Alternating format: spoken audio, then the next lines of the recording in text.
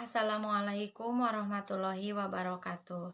Saya Erniawati dengan NIM 11502190074. Saya dari Prodi Pendidikan Islam Anak Usia Dini semester 6. Di sini saya akan mereview materi dari kelompok 4, yaitu tentang tanda baca dalam bahasa Arab dan sejarahnya. Tanda baca itu adalah suatu bentuk harokat yang digunakan dalam membaca Al-Quran. Nah, tujuannya itu agar umat Islam mudah membaca kalimat dalam Al-Quran. Macam-macam tanda baca. Macam-macam tanda baca itu ada dua ya. Yang pertama itu ada tanda baca harokat atau syakal. Nah, yang kedua ada tanda baca wakof.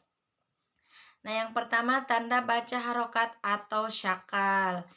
Ini adalah itu yang pertama ada fathah, terus yang kedua ada kasroh, selanjutnya ada domah, ada tanwin, nah tanwin ini ada 3 ya. Yang pertama itu ada tanwin jabar, yang kedua ada tanwin JR, yang ketiga ada tanwin PS.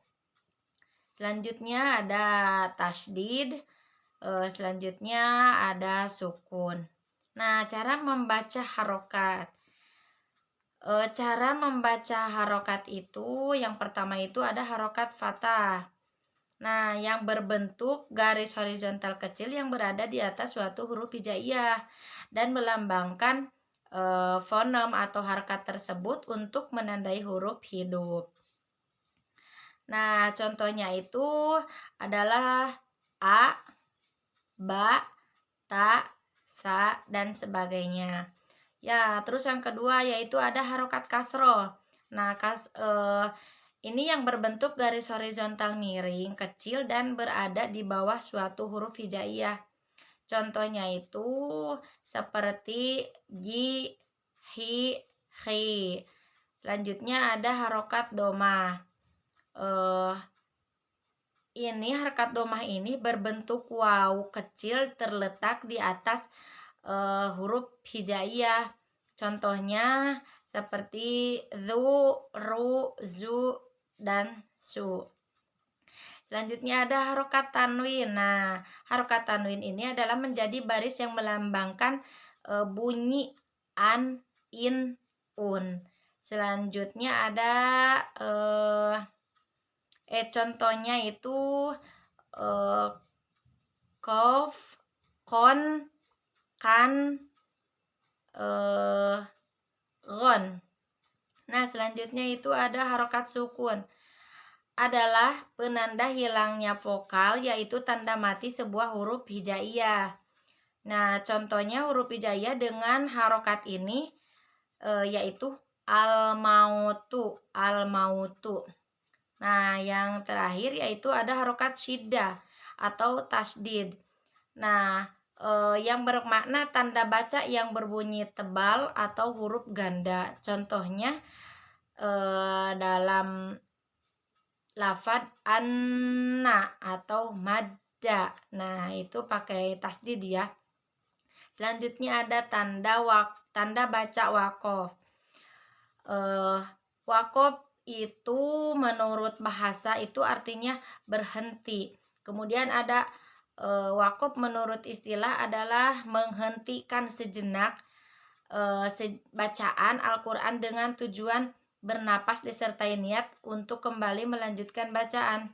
Nah, jadi wakof menurut istilah itu berhenti sejenak, kemudian kita lanjut dengan bacaan tersebut ya yang tadi dibacakan.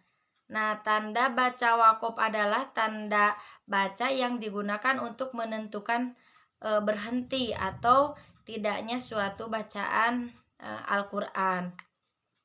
Selanjutnya ada macam-macam wakof. Nah, dalam macam-macam wakof ini ada yang disebut dengan lam alif, yaitu artinya dilarang berhenti. Jadi kalau dalam Al-Qur'an itu ada wakof, di atasnya itu ada lam alif. Nah, itu dilarang berhenti. Selanjutnya ada eh, lapad sholi ya. Itu lebih baik diteruskan. Selanjutnya ada huruf jim. Nah, kalau jim boleh berhenti atau meneruskan bacaan. Kemudian ada tiga titik. Nah, itu berhenti pada salah satu tanda ya. Selanjutnya ada huruf mim. Nah, itu diharuskan berhenti. Selanjutnya ada huruf kola. Lebih baik berhenti. Nah, wakaf mujawab itu boleh berhenti atau ada huruf za. Kemudian ada kofkol. Al-waqful ula berhenti boleh utama. Nah, selanjutnya ada lafad kof ya, itu berhenti boleh tidak. Nah, selanjutnya ada huruf ko. Nah, itu dikatakan di sini boleh berhenti. Kemudian ada kaf. Itu wakaf itu boleh berhenti ya. Selanjutnya ada huruf sod. Itu wakaf murakos ya namanya. Nah, itu boleh berhenti. Selanjutnya yaitu sejarah tanda baca dalam bahasa Arab. Itu ada 3 fase. Yang pertama itu fase pada zaman Khalifah Muawiyah bin Abi Sufyan.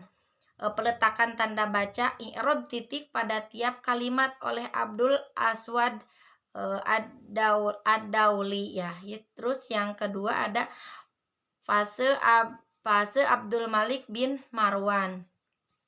Nah, itu pemberian tanda baca titik pada huruf ba ta sa oleh Gubernur Al-Hajjaj bin Yusuf. Selanjutnya ada fase pada masa pemerintahan dinasti Abbasiyah. Nah, ini pemberian syakal pada huruf domah, fathah, kasroh, dan sukun. Sekian pembicaraan atau uraian dari saya. Terima kasih. Mohon maaf bila ada kesalahannya. Wassalamualaikum warahmatullahi wabarakatuh.